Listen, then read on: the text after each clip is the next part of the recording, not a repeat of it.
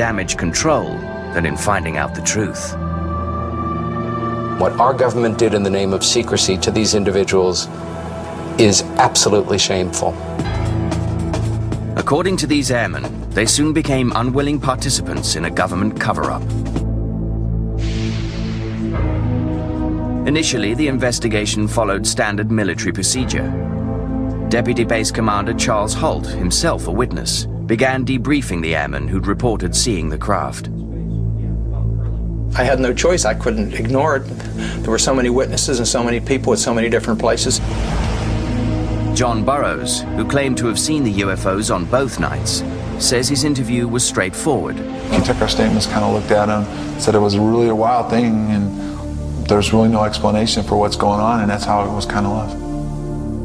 Others, like Sergeant Jim Peniston, say that things began to get heavy after their meeting with Holt. 2 weeks after his initial interview, Peniston was called for another debriefing, this time with a high-ranking team of investigators from the OSI. The OSI is the Office of Special Investigations. It's, how shall I say, the discreet police is one way to put it. And they are there to police the US Air Force. And they can actually walk into an office of a general and, you know, even arrest him, if you like. That's how powerful they are. When Peniston entered, the mood in the room was ominous. He began giving his statement and offered the investigators sketches and notes of his encounter. According to Peniston, the rest of the interview is a blur. To this day, he has difficulty recalling precisely how the OSI extracted information from him. They took extra steps to make sure I was telling the truth. Sodium pentothal. I'm sure I gave a release for that.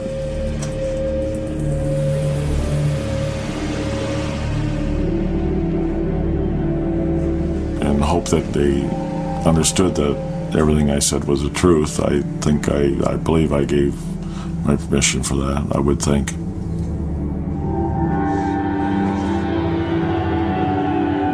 In Peniston's view, the military's investigation took a sinister turn as more men were called in for questioning. Shortly after the event, Sergeant Adrian Bustinza, who had accompanied John Burroughs to the field, was taken to an underground room for questioning. Even now, Bustinza refuses to speak publicly about the events of that night. Investigative author Georgina Bruni claims to have spoken with him. They said to him, look, you know, what you saw was a light from the local lighthouse. And he said, no, I saw much more than that, it was more than that.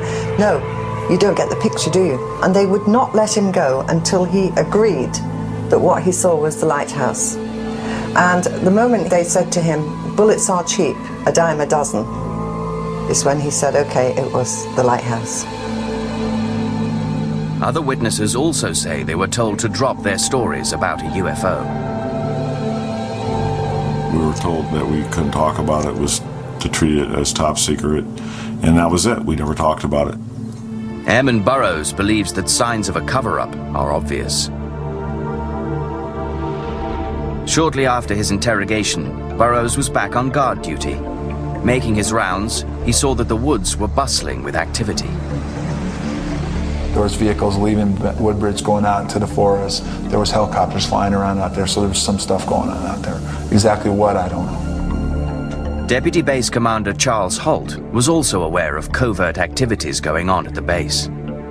I heard some stories that were substantiated by several people that a plane load of people did come in a day or so later and did do a lot of investigating. Peniston and Holt claim they took pictures of the mysterious craft they encountered. But when the prints came back from the base's photo lab, they were blank. The pictures were whited out, most of them.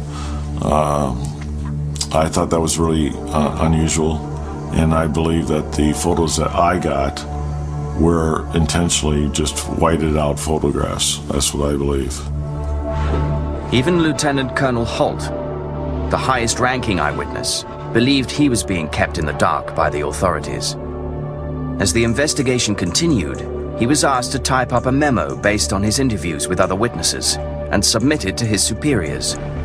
Hult's understanding was that the document was to be shared with the British government. Hult submitted a memo entitled Unexplained Lights. He wrote, "The individuals reported seeing a strange glowing object in the forest. The object was described as being metallic in appearance and triangular in shape." It was not a definitive report. Many of the details were missing or incorrect, and the descriptions at times were vague.